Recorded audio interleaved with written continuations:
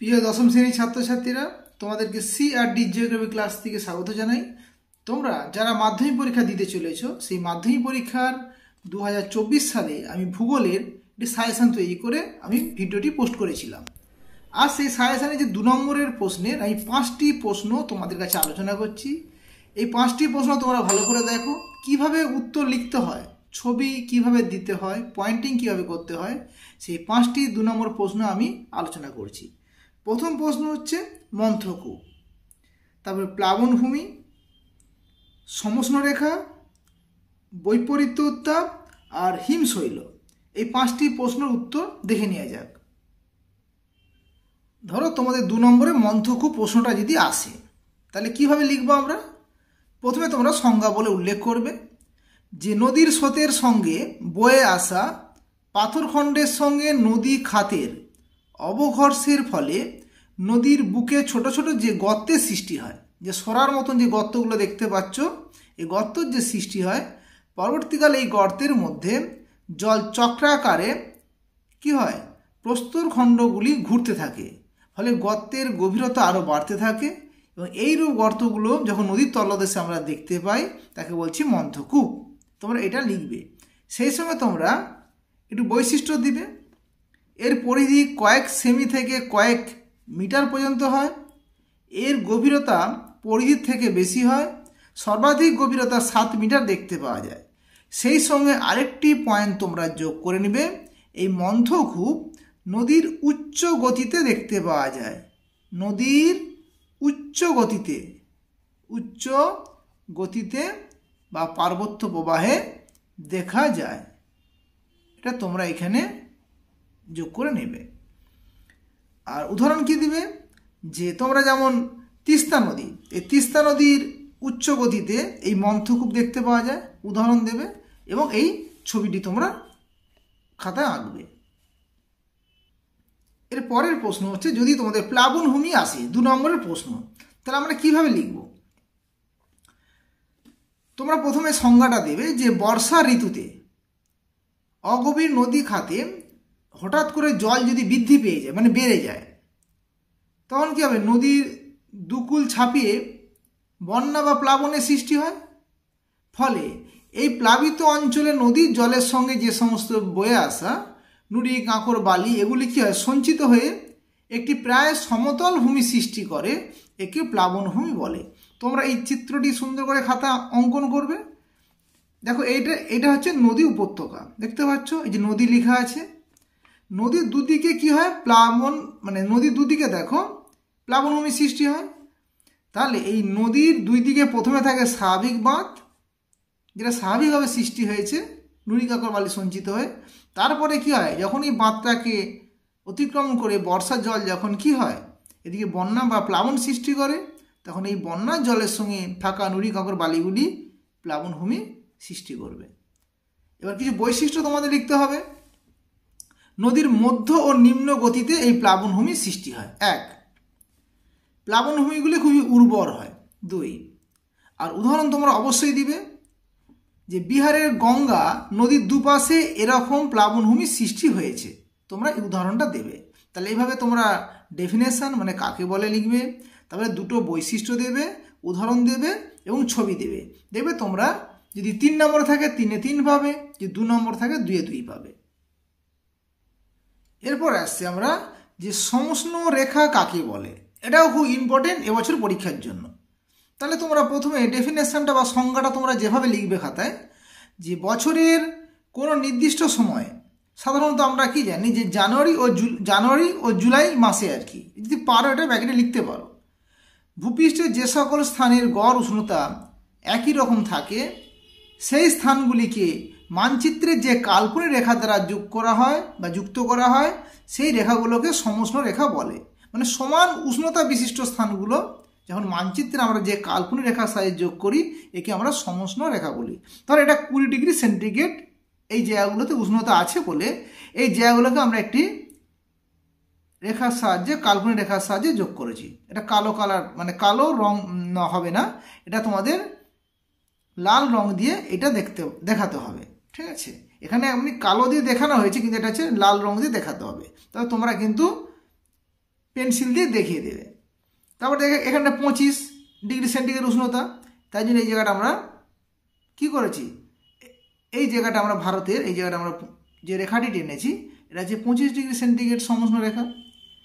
বৈশিষ্ট্য কি লিখবে, যে সমষ্ণ রেখাগুলি অক্ষরেখার প্রায় সমান্তরালে বিস্তৃত থাকে, এটা একটা লিখলে। আর নিরক্ষরেখাতে ক্রমশ মেরুর দিকে এগোলে, যত উপরের দিকে বা দক্ষিণ দিকে আমরা যাব, এই রেখার মান ক্রমশ কমতে থাকে। আর আরেকটা তোমরা লিখতে পারো যে সমষ্ণ রেখাগুলি একটি রেখা আরেকটি রেখার উপর দিয়ে কখনো যাবে না আর মাঝখানে শেষ হয়ে যাবে না। তাহলে সমষ্ণ রেখাগুলি অক্ষরেখার প্রায় সমান্তরালে বিস্তৃত থাকে। নিরক্ষরেখা থেকে যত ক্রমশ উত্তরে অর্থাৎ মেরুর দিকে যাওয়া যায়, এই রেখার মান ক্রমশ কমতে থাকে। তাহলে এইভাবে কিন্তু তোমরা যদি লিখো পরীক্ষার খাতায়, তাহলে কিন্তু 2-2 বা 3 নম্বর থাকে 3 ভাবে। এরপরে আমরা আসছি বৈপরীত্য উত্তাপ। এটাও কিন্তু খুব ইম্পর্টেন্ট প্রশ্ন, এটা পরীক্ষা আসতে পারে। বৈপরীত্য উত্তাপ, তাহলে আমরা কি লিখব, দেখো আমরা জানি ভূপৃষ্ঠ থেকে যদি আমরা প্রতি 1 কিমি বা 1000 মিটার উচ্চতায়, মানে 1 কিলোমিটার বা 1000 মিটার উচ্চতায় যদি বৃদ্ধিতে কী হবে, যত আমরা উপরের দিকে উঠবো তাপমাত্রা আস্তে আস্তে কমে যাবে। তাই জন্য বলেছি যে প্রতি 1 কিমি উচ্চতা বৃদ্ধিতে 6.4°C হারে তাপমাত্রা কমতে থাকে। কিন্তু কখনো কখনো আবার উচ্চতা বৃদ্ধির সঙ্গে সঙ্গে বায়ুমণ্ডলের তাপমাত্রা বাড়তে থাকে।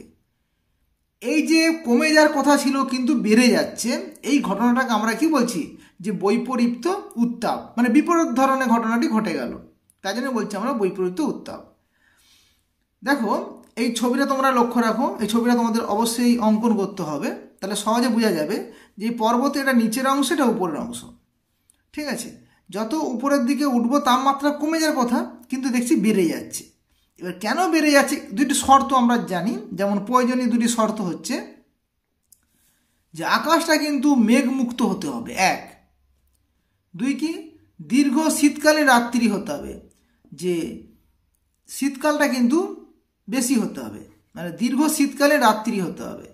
আর 3 হচ্ছে ঢালযুক্ত উপত্যকা থাকতে হবে। এই 3টে শর্ত কিন্তু এই বৈপরীত্য উত্তাপের ক্ষেত্রে প্রযোজ্য। এবার কিভাবে সৃষ্টি হচ্ছে, বলছে শীতকালে রাত্রিবেলায় এই উপরের দিকে বাতাস কী হবে, ঠান্ডা হয়ে যায়। আর ঠান্ডা বাতাস মানে সেটা ভারী বাতাস। এই ঠান্ডা এবং ভারী বাতাস এই পর্বতের উপত্যকার গা বেয়ে নিচের দিকে নেমে আসে। তাহলে নিচের দিকে আবার কি, নিচের দিকে যে উষ্ণ বাতাস মানে গরম বাতাস, সেটা হালকা হওয়ার জন্য সে আবার উপর দিকে ওই উঠে গিয়ে ওই স্থানটিকে পূরণ করে। তাহলে কি চলতে থাকে, উপরের ঠান্ডা ভারী বাতাস পর্বতের গা বেয়ে নিচের দিকে নেমে আসে, আবার নিচেতে গরম উষ্ণ হালকা বাতাস ওই স্থানটি পূরণ করার জন্য উপরে উঠে যায়। ফলে নিচে হয়ে গেল ঠান্ডা, উপরে হয়ে গেল গরম, অর্থাৎ বিপরীত ধরনের ঘটনাটি ঘটল। তাই একে বলছি আমরা বৈপরীত্য উত্তাপ সৃষ্টির পদ্ধতি। এবার এখানে একটু বলে রাখি, দেখো এখানে লেখা আছে ক্যাটাবেটিক এবং অ্যানাবেটিক। ক্যাটাবেটিক বলতে যে উপরে যে ঠান্ডা বাতাসটি পর্বতের গা বেয়ে নিচের দিকে নেমে আসছে, এটা হচ্ছে ক্যাটাবেটিক বায়ু। আর নিচের মানে পর্বত উপত্যকার এই নিচে যে উষ্ণ এবং হালকা বাতাস, এটা উপর দিকে উঠে যাচ্ছে, এটা হচ্ছে তোমার কি, এটা হচ্ছে অ্যানাবেটিক বায়ু। তো নিচেটা উপর দিকে উঠে যাচ্ছে অ্যানাবেটিক, উপরটা নিচের দিকে নেমে আসছে ক্যাটাবেটিক।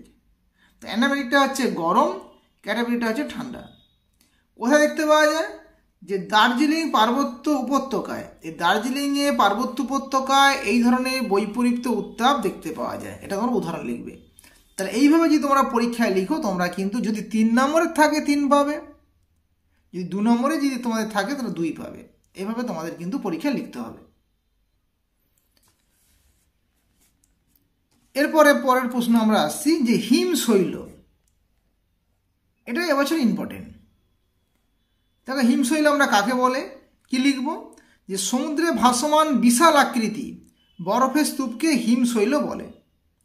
এই সমুদ্রে যে ভাসমান যে বরফের স্তূপগুলি আছে, যে সমস্ত মহাদেশীয় বরফগুলো কি হয়, যে হিমবাহগুলি তারা আস্তে আস্তে মাধ্যাকর্ষণ শক্তির ফলে বা প্রভাবে কি হয়, আস্তে আস্তে ভূমি ঢালবে নিচের দিকে নামে, ফলে তাদের যে অংশগুলি ভেঙে যাওয়া অংশগুলি সমুদ্রের জলে মিশে যায়, ভাসতে থাকে। তাহলে সমুদ্রে ভাসমান বিশাল আকৃতি বরফের স্তূপকে হিমশৈল বলে।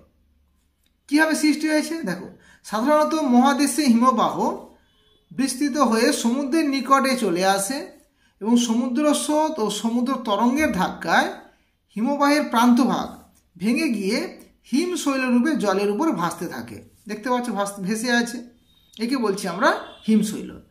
এটা লেখার পরে এবার তোমরা বৈশিষ্ট্য দিয়ে দিবে। দেখো এই হিমশৈলর 1/9 অংশ জলের উপরে থাকে, তাহলে 1 অংশ উপরে 9 অংশ নিচে, আর বাকি 8/9 অংশ, এই 8/9 অংশ জলের নিচে থাকে। তাহলে 1/9 অংশ জলের উপরে থাকে, 1/9 অংশ জলের উপরে থাকে, 8/9 অংশ জলের নিচে থাকে। এটা তোমরা লিখলে। এবার এর ফলে কি হয় তোমরা সবাই জানো যে বিশ্ববিখ্যাত যে জাহাজ টাইটানিক, যে জাহাজটি ছিল, ওই জাহাজটি কিন্তু প্রথম যাত্রাতেই এইরকম একটি হিমশৈলের সঙ্গে ধাক্কা লেগে গভীর সমুদ্রে ডুবে যায়। এটা তোমরা এর প্রভাবটা লিখবে। তাহলে এইভাবে যদি তোমরা গোছ করে পরীক্ষার খাতায় লিখতে পারো তাহলে কিন্তু তোমাদের নাম্বার কিন্তু একদম কমবে না, ফুল নাম্বার তোমরা পাবে। আজ এ পর্যন্ত। তোমাদের পরবর্তী যদি ভিডিওগুলো তোমরা যদি পেতে চাও তাহলে তোমরা আমার এই সিআরডি জিওগ্রাফি ক্লাস চ্যানেলটিকে সাবস্ক্রাইব করে নেবে, এবং এর আগে যে সাজেশনটা তোমাদের দিয়েছি সেটাও কিন্তু আমি ডেসক্রিপশন বক্সে লিঙ্কটা দিয়ে দিয়েছি, তোমরা ওটা ভালো করে দেখে নেবে। ভালো থেকো, সুস্থ থেকো।